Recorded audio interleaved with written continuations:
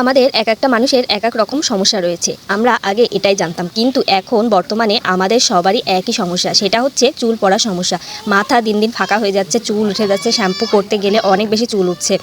তো এই সমস্যা আসলেই সবার, যার কাছেই শুনি না কেন বলে আমারও এই একই প্রবলেম। আর আমার মাথায়ও দেখছি যে অনেক দিন ধরে চুল উঠে যাচ্ছে, কারণ মাথার কোনো যত্ন করা হয় না। আর আমি যদি কিছু ইউজ করি সেটা তোমাদেরকে দেখাই, প্রায় 1-1.5 মাস হতে গেলেও আমি মাথায় কিছুই দিই না, এমনকি তেলও লাগাই না, যার কারণে আমার চুলগুলো কেমন ফাঁকা ফাঁকা হয়ে গেছে। তাই ভাবলাম চুলের আজ যত্ন করতেই হবে, আর এই জন্য অ্যালোভেরা নিয়ে বসে পড়লাম। অ্যালোভেরা জিনিসটা তোমার যদি অ্যালার্জি থাকে তাহলে ইউজ করবে না, আর যদি অ্যালার্জির প্রবলেমটা না থাকে তাহলে ইউজ করবে। আর অ্যালোভেরা ইউজ করার জন্য কিন্তু অবশ্যই কিভাবে ইউজ করতে হয় এটা জানা দরকার। অনেকে আছে অ্যালোভেরা নিয়ে ডাইরেক্ট মাথায় দিয়ে দেয়, এটা একদম করবেন না। অনেকের আছে যে অ্যালার্জি প্রবলেম না থাকলেও অনেক বেশি চুলকায়, কেন জানেন? এর ভিতরে থাকে হলুদ একটা কষ, এই কষটা অ্যালোভেরা থেকে বাদ না চলে যাওয়া পর্যন্ত মাথায় লাগাবেন না। আর যদি লাগান তাহলে আপনার অ্যালার্জির প্রবলেম না থাকলেও কিন্তু অনেক বেশি চুলকাবে।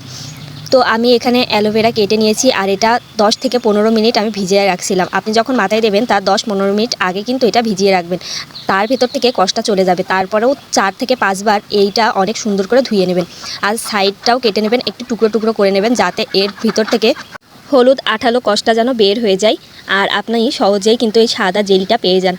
তো আমি অনেকক্ষণ ভিজিয়ে রাখার পর অনেকবার ধুয়ে নিয়েছিলাম, দিয়ে একটা কাঁটা চামচ দিয়ে তারপরে কিন্তু ওটা হচ্ছে ঘষে ঘষে ওর থেকে জেলি বার করে নিয়েছি।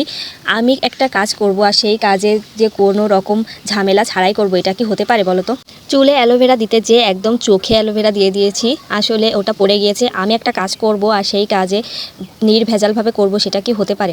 এটা তো কখনোই হবে না। তো চোখের মধ্যে হালকা একটু জ্বলে জ্বলে যাচ্ছিলো, যেহেতু চোখের মধ্যে চলে গিয়েছে। তোমরা চোখে বাদে ইউজ করবে, আর একটু সাবধানতার সাথে ইউজ করবে, যাতে চোখে বা নাকে যাই হোক কোনো জায়গায় না যায়। জাস্ট চুলের গোড়ায় গোড়ায় দিতে হবে, আর চুলে ভালোভাবে একদম চপচপে করে দিতে হবে। যেমন তোমরা তেল মাখো ওইভাবেও ইউজ করে নেবে। জাস্ট একটা উপকরণ দিয়ে কিন্তু মাথার ছোট ছোট চুল গজাবে, আর টাক পড়ার সমস্যাটা দূর হবে। তবে হ্যাঁ, এটা রেগুলার ইউজ করতে হবে।